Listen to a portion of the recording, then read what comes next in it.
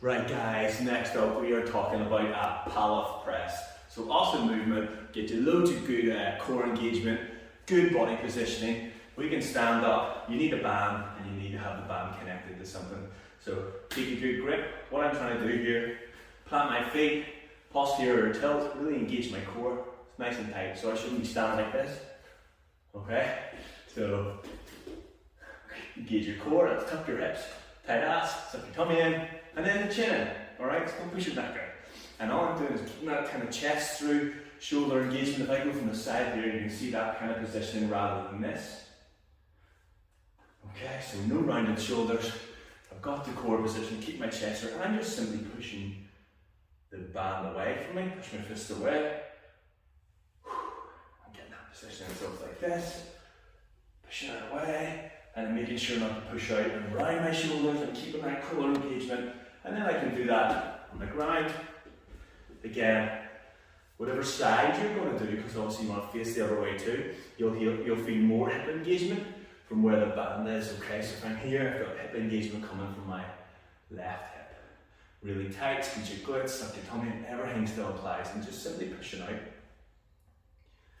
And then again, I can progress and put one leg out, and now I'm getting more hip engagement. I'm getting this side driving as it wants to pull me back in, and I'm pushing out. So here, nice and easy, keeping that chest through.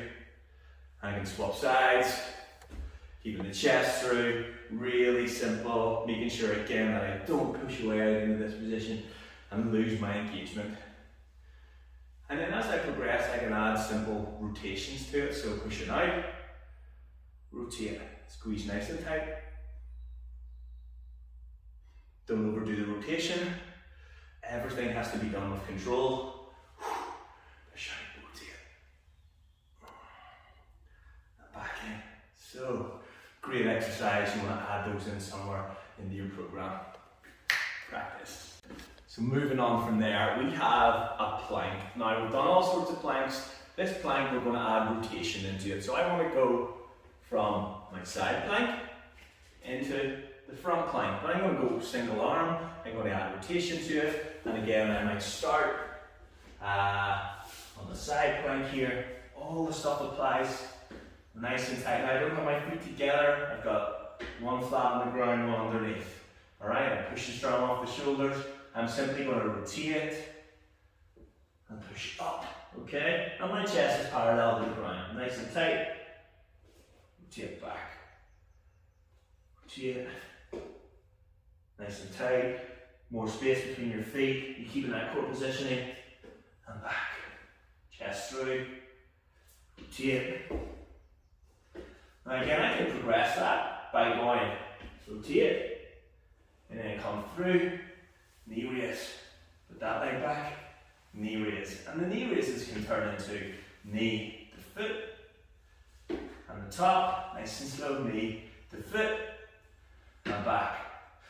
But also, as I progress further, I want to be able to do the same positioning, the same move, only on a straight arm. So, straight arm, my feet are going to be wider for this. I'm going to start on the side plank.